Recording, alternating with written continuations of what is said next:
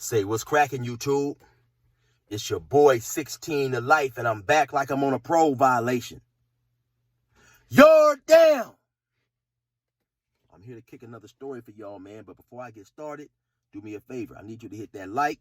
I need you to subscribe to my channel if you have not yet done that. And also hit that notification bell. That way, anytime I drop a story, you'll be notified and you can hop on it ASAP Rocky or whenever you're ready. Now, for those of y'all who may be new to my channel, in 1994, I got arrested and was eventually sentenced to 16 years plus a life sentence. I ended up doing 24 years straight in some of these California prisons, and over those times, I accumulated some stories. And so I'm going to give y'all one today.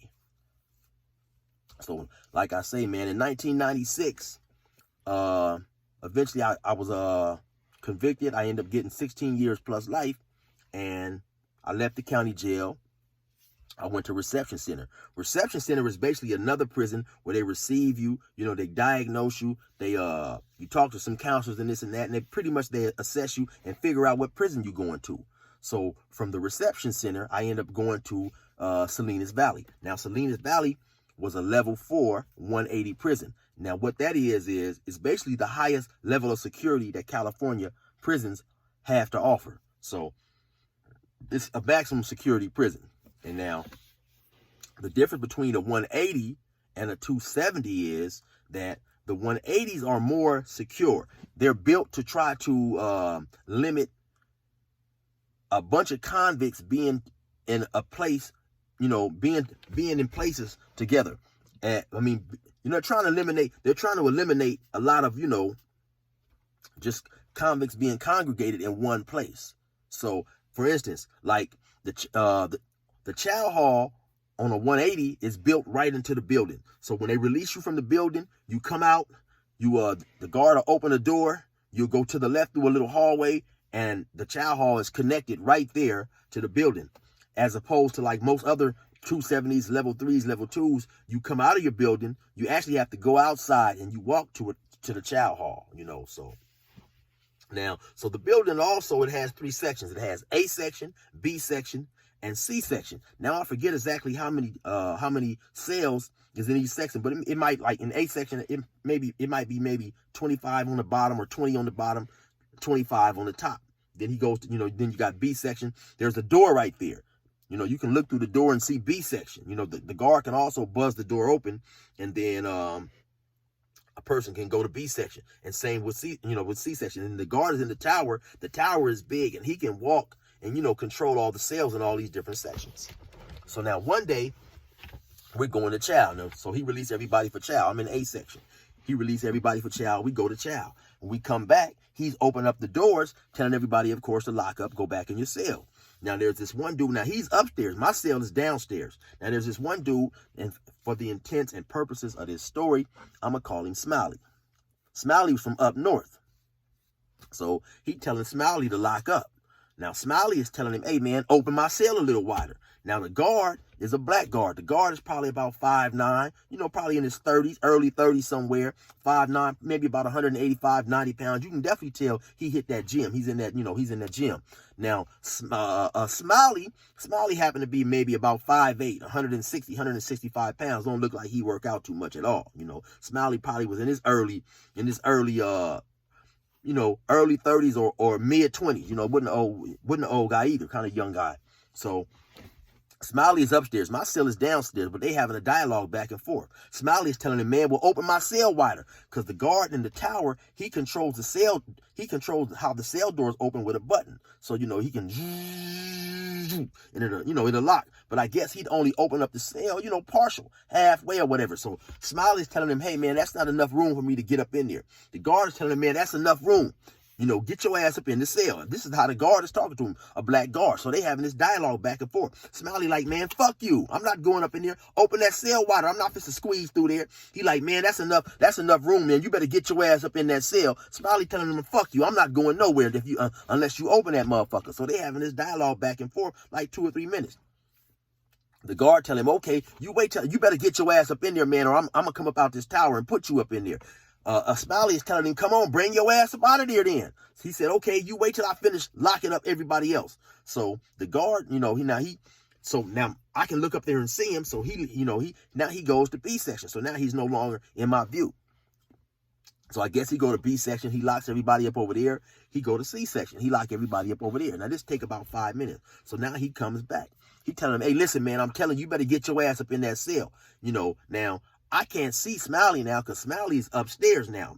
Smiley's upstairs, I guess, standing in front of his door, but they still going back and forth. The guard is telling him, all right, man, I'm gonna come down there and put you in that motherfucker. Smiley telling him, bring your punk ass on up out of there, man. Just all you gotta do, punk, is open the door. Smiley getting at him, talking to him crazy and shit. So the guard said, all right, don't even trip. I'm on my way. So now the guard, he leaves or whatever. Next thing I know, I look up, I see him, he's on the floor. Now there's another white CO with him, another white guard there with him too.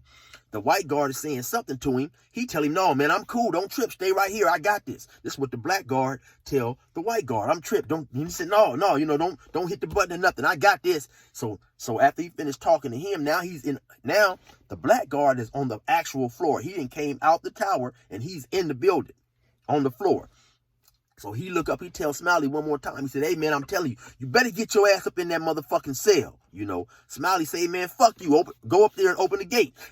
Go up there and open the cell door then. I'm not squeezing through there. He said, all right, don't even trip. I'm supposed to come put your ass in that cell. So now the guard comes. Like I said, at this time, I'm in my cell. The guard comes. He walks past my cell. Now I hear him walking up the steps. He's telling, I'm telling you, boy, you better get your ass in that cell.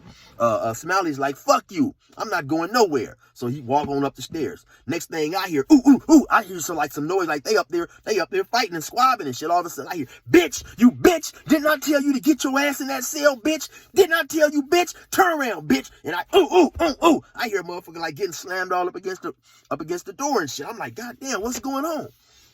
So they up there, they into it, right? So a few minutes later, now I hear the guard telling them, yeah, bitch, next time I tell you to do something, bitch, you do it. You hear me, bitch? So now they walking down the stairs and now Smiley is handcuffed now.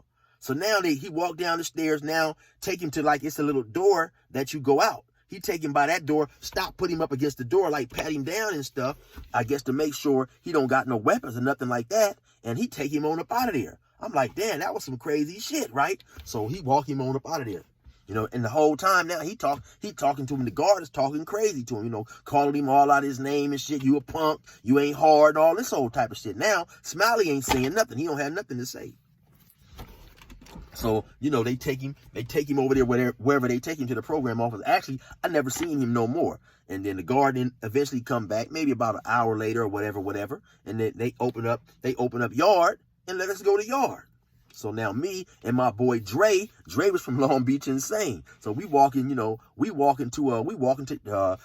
out to yard. Now there happened to be an Asian dude who lived right next door to Smiley. So Dre knew the dude. I think the Asian might have been from Long Beach or whatever. I don't remember his name though. So Dre asked him, he said, hey man, what happened, man? What happened when the guard come up there? The agent said, oh, he treats Smiley like bitch. He tells Smiley, you bitch, you bitch, you bitch. So, it was real funny. The Asian dude was telling us what happened, but the Asian's English wasn't all that good. But he said, oh, yeah, he treat him like big bitch. He treat him like bitch. He grab him, he slam him, So, it was real funny, man. We was laughing about that shit.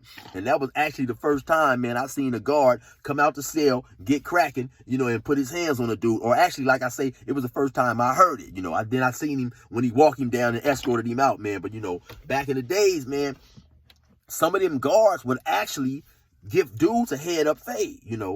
They would come out, like I say, they would come out, or they had a little room. They come out the tower. They had a little room. They tell you to come in, man, and they fight you man to man. I was in Ironwood. It was a white guard down there fighting dudes out, calling dudes out, man. And sometimes you in prison, you would have a dispute, The dude wouldn't write you up if it was just like a dispute between two men. You know what I'm saying? It would go there. You had some of these guards, man, who had no problem, man, giving you a head up fade. You know what I'm saying? And so like I say, I know a couple guards who did that, and out of respect to them, I'm not even gonna call their names out, because some of them was really with the business. You couldn't disrespect them. They would treat you like a man, but in the event you thought that, oh man, take that badge off.